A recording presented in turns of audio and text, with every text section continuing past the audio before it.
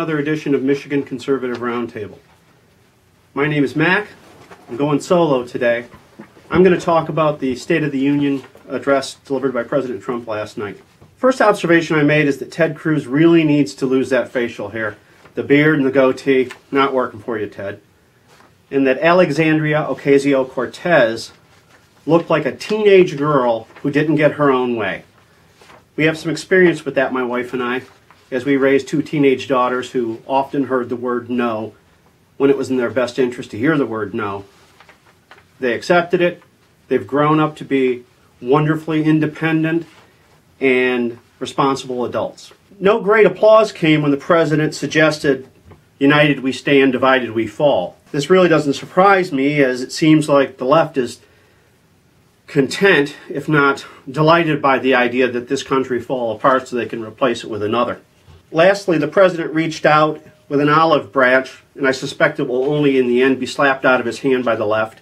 They're not interested in working with him, despite what they might say about bipartisanship and reaching across the aisle and so on and so forth. They always say the right things, but then, well, their actions speak for themselves. Oh, and one more thing.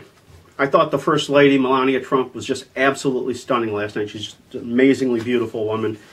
And you don't see her smile much, but when she was with the cancer patient, the little girl who was 10 years old, that little girl seemed to light her up, and she smiled quite a bit when she was with her, and it was nice to see for a change. I love the speech.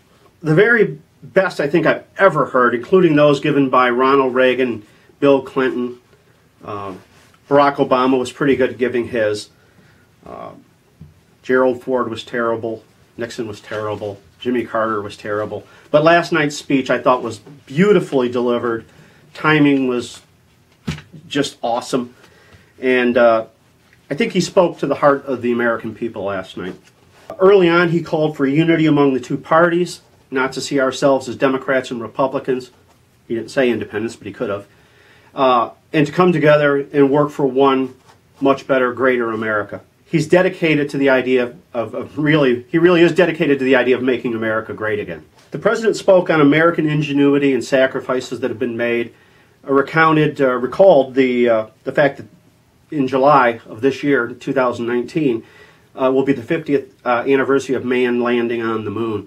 Buzz Aldrin, who's 89 years old, who planted the flag on the moon, was in attendance and gave the president a proud, snappy salute. The president spoke on raising the standard of living for all Americans. And this brought almost no applause from the left, to my surprise, since they claim they care about Americans, but you have to wonder. Maybe they think it's better that we're all on welfare or food stamps or under their thumb to get the basic necessities of life. He touted his success over the last year, noted that 157 million Americans are employed and that 5 million Americans have left the rolls of the food stamps. He proclaimed that the minority unemployment is at record lows: blacks, Hispanics, women, Asians. And this too brought very little applause from the left. The president talked about the effects of his tax cuts, and despite what the left will tell you, they don't just benefit the rich. Case in point, my daughter, who is not rich by a long shot, was surprised at how much bigger her tax cut was, or her refund was this year. And I said, well, dear, all you have to do is say, "Thank you, Mr. President," because that's the source of that refund. When the president spoke on the crisis of illegal immigration, and there is a crisis, anytime 60,000 people cross our border without being vetted, we don't know who they are, we don't know what they've done, we don't know what they're capable of doing, that's going to be a problem. And that would be a problem for any country in the world. He continued to talk about how these folks bring in drugs. These cartels are running Mexico. They have 30,000 murders a year. When you've got a neighbor that's murdering at that rate, that's a problem for you.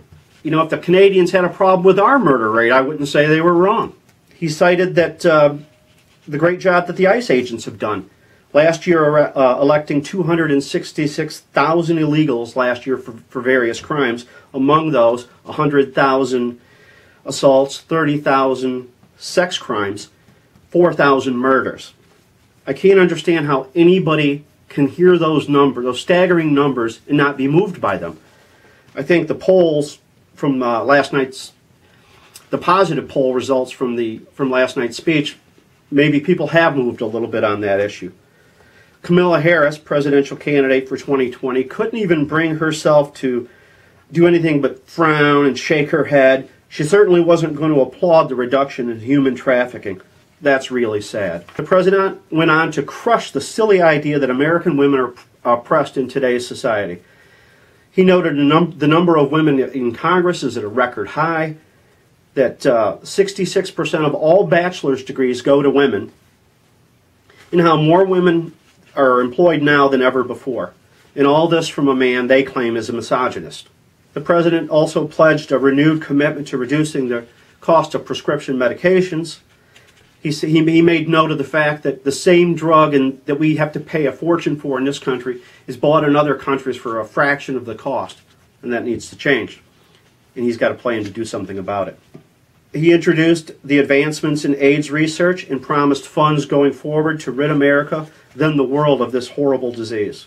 The president spoke out against socialism, saying, "America will never be a socialist country." Wish I could believe that, but he said, "We were born free and we will stay free." And I'm 100% behind him in that pledge. Even Chuck and Nancy had to stand up and applaud that one, which is surprising to me because the speakers, many of her supporters and party members are wannabe socialists. Overall, I thought it was a positive speech. I was discouraged by the behavior of the Democrats, and I have been discouraged and embarrassed by the Republicans in the past, like the fellow who yelled out "liar" during President Obama's speech. It's just classless. It's unnecessary. It doesn't serve anyone any purpose. I thought that the speaker there was shuffling these poster-sized pieces of paper while the president was talking was, at the very least, rude. It has no class. It's unprofessional for someone who is 2 heartbeats away from the President of the United States herself.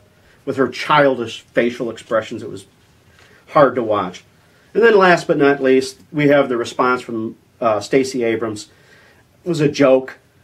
She continued pushing the lie that immigration is immigration, that there's really no difference between illegal immigration and legal immigration, that the president is against all immigration.